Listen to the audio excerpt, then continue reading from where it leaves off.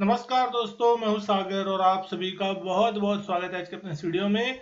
आज इस वीडियो में हम बात करने वाले कोटक महिंद्रा बैंक के स्टॉक के बारे में, जो कि आज के दिन अगर आप देखेंगे तो अच्छे बाजार में भी कहीं ना कहीं कमजोर बंद होता हुआ दिखाई दिया। 1% की गिरावट के साथ आज के दिन स्टॉक बंद हुआ।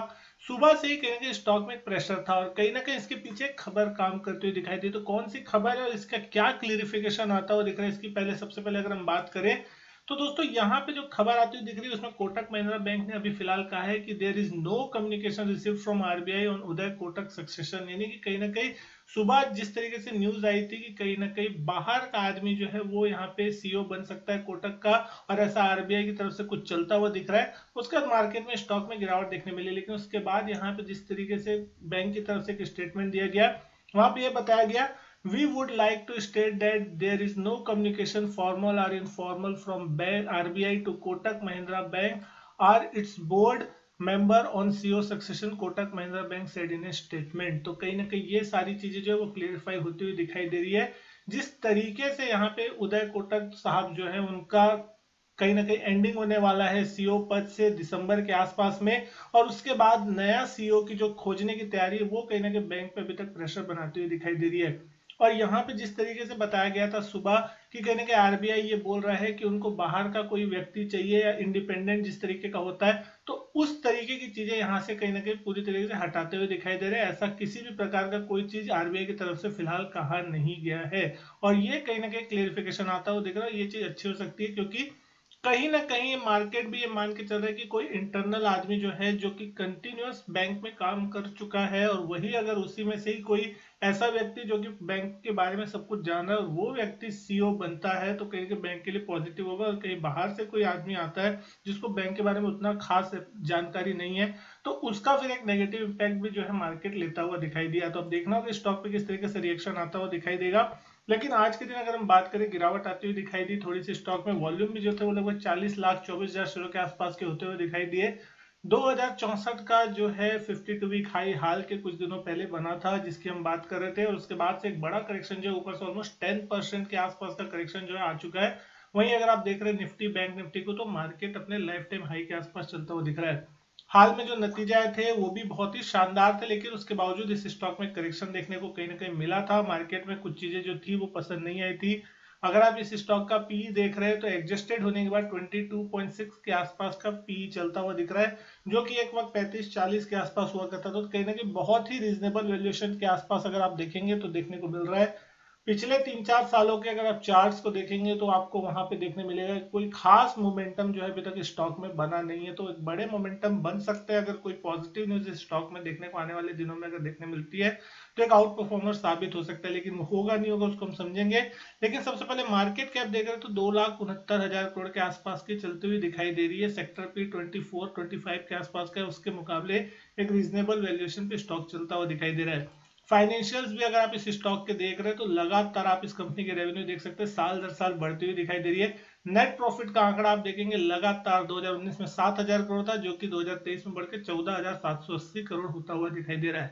यानी कहने के 2 गुने से भी ज्यादा जो है पिछले 4-5 सालों में प्रॉफिटेबिलिटी बढ़ती हुई दिख रही है। ईपीएस की भी अगर आप बात कर रहे हैं तो 37 रुपए से ईपीएस बढ़ के 75 रुपीज के आसपास हो गई है, और ट्रेलिंग 12 मंथ की ईपीएस देख रहे हैं तो 82 रुपीज के आसपास चलती हुई दिख रही है। प्रमोटर्स का हिस्सा ऑलमोस्ट यहाँ पे कांस्टेंट बना हुआ है, आपको 25-26% की रेंज में बना है। कोई भी हिस्सा प्रमोटर्स का यहाँ पे आपको प्लेस देखने नहीं मिलता। एफआईएस की अगर हम बात करें तो एफआईएस का भी हिस्सा यहाँ पे 41% के आसपास बना हुआ है। जून 2023 में यहाँ पे जो है कहीं ना कहीं मार्केट में इनकी हिस्सेदारी बढ़ी है, जो कि मार्च 2023 के आसपास 39.4% था। तो 2% से यहाँ पे आपको एक हिस्सेदारी बढ़ती हुई दिख रही है एफआईएस की। डीआईएस की भी हिस्से की अगर हम बात करें 21% से गिर के 19.6 आते हुए दिख रहे हैं। पब्लिक शेयर होल्डिंग भी आप देख रहे हैं 12.89% के आसपास। लेकिन कहीं ना कहीं स्टॉक की अगर हम बात करें तो स्टॉक में अभी भी वो परफॉर्मेंस देखने नहीं मिल रही है जिसकी मार्केट उम्मीद करके चल रहा था। यहाँ पे अगर आप देख रहे हैं तो 31 मई के दिन जो एडजस्टमेंट हुआ था उसके बाद यहाँ पे एक बहुत बड़ी फंड बाइंग हुई थी। लगभग 8-9 करोड़ शेयरों के वॉल्यूम जो थे वो आते हुए दिखाई दिए थे और बहुत ही जबरदस्त लेवल पे बाइंग हुई थी। लेकिन उसके बाद से कहीं स्टॉक एक फिर से करेक्शन मोड में चला गया है। तो अगर आप इस स्टॉक को पिछले 1.5-2 सालों का मूव देख रहे हैं तो 2022-2023 का आधा निकलने आ गया। लेकिन इस स्टॉक ने कहीं ना कहीं 1970-1975 के लेवल पे जाके रेजिस्टेंस फेस किया और उसको निकाल नहीं पा रहा है। और अगर हाल के दिन में भी देखें 2 से 3 बार कोशिश होती हुई दिखाई दी है पिछले 2-3 महीनों में, लेकिन उसी लेवल के आसपास करेक्शन आ रहा है। अभी भी जैसे नतीजे जिस दिन आए उसके एक दिन पहले तक ये स्टॉक ऑलमोस्ट 1970-80 तक के लेवल छू चुका था, और उसके बाद नतीजों के बाद इस स्टॉक में गिरावट देखने मिली। तो एक चीज तो बहुत ये है कि आप मान सकते हैं बैंक निफ्टी जहां लाइफ टाइम हाई के आसपास है, ये स्टॉक में भी बहुत बड़ा रनअप नहीं बना है और कहीं ना कहीं बहुत ही रीजनेबल लेवल के आसपास चलता हुआ दिख रहा है। यहां से मैं बहुत बड़े गिरावट की उम्मीद नहीं करता, हालांकि वीकनेस डेफिनेटली इस स्टॉक में है। कोरोना से पहले ये स्टॉक ऑलमोस्ट 1740 रुपए के हाई बनाया था, और उसके आसपास देखे तो यहाँ मुश्किल से 10% का मूवमेंट जो है आपको प्री कोरोना लेवल से अगर आप देख रहे हैं तो मैक्सिमम 10% ऊपर ये स्टॉक आपको देखने को कहीं ना कहीं मिल रहा है। लेकिन वहीं अगर आप बैंक निफ्टी के लेवल देख रहे हैं तो बैंक निफ्टी बहुत ही ज्यादा ऊपर, लगभग 30-40% से ज्यादा का मूव वहां आ चुका है।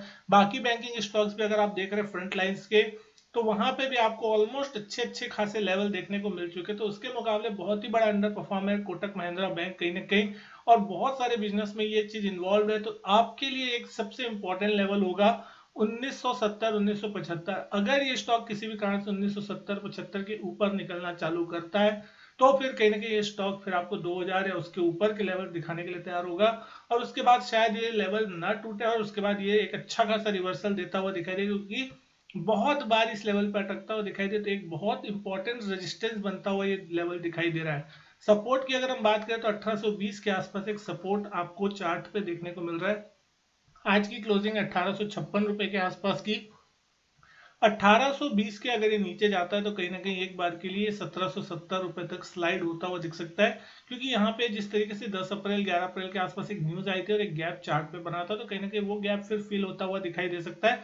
लेकिन अगर वो गैप फिल नहीं होता, ब्रेकअवे गैप जिस तरीके से बना था उसी के लेवल के आसपास सपोर्ट लिया था 1820 के आसपास हाल में जून के महीने में, और वहां से एक रिवर्सल आया था और फिर से स्टॉक में करेक्शन देखने मिल रहा है। पिछले 4-5 दिनों से करेक्शन है, और जिस तरीके से आज यहाँ पे क्लेरिफिकेशन आया है उसके बाद देखना होगा क्या बैंक कल के दिन यहाँ पॉजिटिव अपमूव दिखाता है कि नहीं दिखाता, या फिर यहाँ से और भी गिरावट जो है कंटिन्यू होती दिखाई देगी।